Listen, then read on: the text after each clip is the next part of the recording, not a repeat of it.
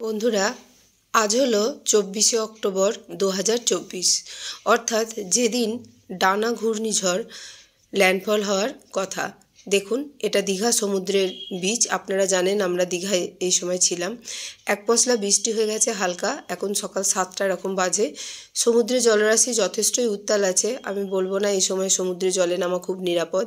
সমুদ্রের জলস্তরের উচ্চতা অনেকটাই বেড়ে গেছে, কিন্তু যে পরিমাণ ভয়ের সৃষ্টি হয়েছিল মানুষের মধ্যে ততটা কিন্তু ভয় নয়। সমুদ্রের মধ্যে না নামলেই হলো, আর এমনি কিন্তু সেরকম কোনো বিপদ এখানে আমরা দেখতে পাচ্ছি না। দেখুন, এখন আমরা রয়েছি নিউ দীঘা সি বিচের বাজারে দোকানপাট মোটামুটি খুলেছে, তবে বিচ মার্কেট সাধারণত সন্ধ্যাবেলার দিকেই বেশি জমজমাট থাকে।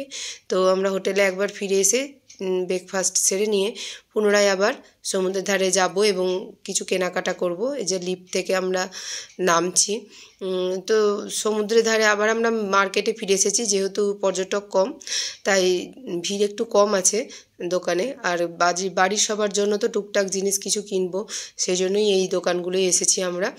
আর এখানে কেনাকাটা করতে করতে দেখুন দেখাচ্ছি যে খুব মাঝে মাঝে বৃষ্টি হচ্ছে, আবার মাঝে মাঝে থেমে যাচ্ছে। দেখুন, যেমন এখন মোটামুটি মাটিটা শুকনো আছে, কিন্তু আমরা একটু চা খেয়ে এদিক ওদিক ঘুরতে ঘুরতেই এক পশলা বৃষ্টি নামলো, কিন্তু সেটা হালকা বৃষ্টি। এরকম বৃষ্টি কিন্তু যে কোনো ঋতুতেই হতে পারে, ঘূর্ণিঝড় হলেই যে কেবল হবে তা নয়। এরকম ঝিরিঝিরি বৃষ্টি শীতের সময়ও দেখা যায় অনেক সময়। দেখুন, এটা নিউ দীঘা বিচের মেন যে নামার রাস্তাটা, সেটা দেখুন এভাবে ব্যারিকেড দিয়ে বন্ধ করে দেওয়া হয়েছে।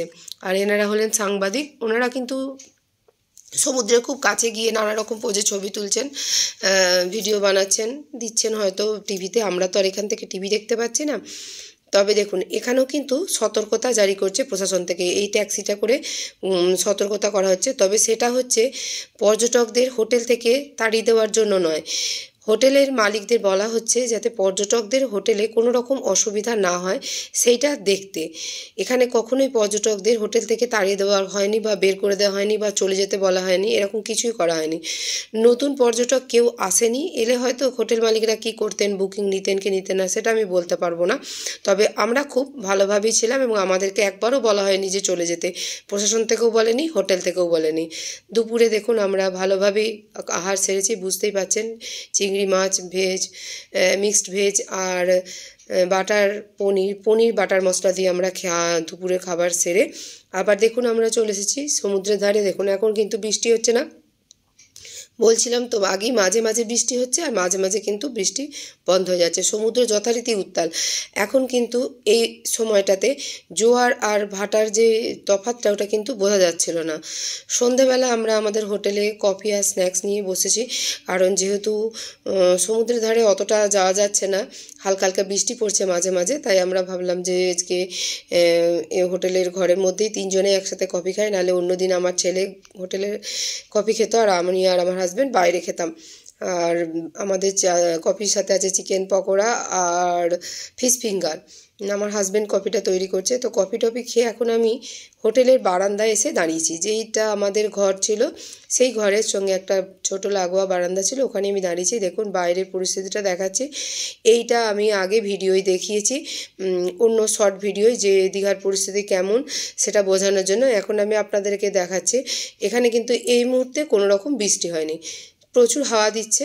আর আজকেই নাকি রাত্রি কোনো সময় ডানা ঘূর্ণিঝড়ের ল্যান্ডফল হওয়ার কথা শুনেছি আমরা, এবং আমাদের বাড়ির লোক খুব আতঙ্কিত হয়ে আছে বিভিন্ন জায়গা থেকে খবর শুনে। কিন্তু আমরা এই জায়গাটায় উপস্থিত ছিলাম, সুতরাং আমরা এখানে কি হয়েছে আমরা ভালোভাবে দেখেছি। তাই বাড়ির লোককে আমরা বলছিলাম যে তারা যেন ভয় না খায়। তাই সব সময় না খবর ঠিকঠাক প্রচার হলেই মনে হয় সবার জন্য সেটা ভালো হবে এবং মঙ্গলজনক হবে। নিয়ম ঠিক ছিল দীঘায় যে সমুদ্রে জলে নামতে দেওয়া হবে না কাউকে, এই নিয়মটা একদম ঠিক। এটা আমি সমর্থন করি, কারণ সমুদ্র প্রচুর উত্তাল ছিল। আর দেখুন এই যে রাস্তা দিয়ে দেখুন অল্প দু একজন লোক হাঁটাচলা করছে, কারণ বৃষ্টি তো হয়নি, কেবলমাত্র হাওয়া দিচ্ছে। লোকাল মানুষজন তো বেরোবেই, আর পর্যটকও যে কজন আছেন বেরোবেন। তো দেখুন কথা বলতে বলতে রাত হয়ে গেছে। আমরা খাবার নিয়েছি ডিনার রাত্রিরের। ড্রাই চিলি চিকেন ছিল, রুটি ছিল, চিলি ফিশ ছিল, আর ছিল নুডলস। তো এই দিয়ে রাত্রে ডিনার সারার পর আমরা নিচে এসে দেখলাম, দেখুন এখন জোর এক পশলা বৃষ্টি হচ্ছে। তো এখন আমরা যেহেতু কাল আমরা বাড়ি যাব, তাই এখন আমরা একটু শুয়ে পড়বো সকাল করে আজকে। তো আজকের মতন টাটা, গুড নাইট, আবার কাল সকালে দেখা হচ্ছে।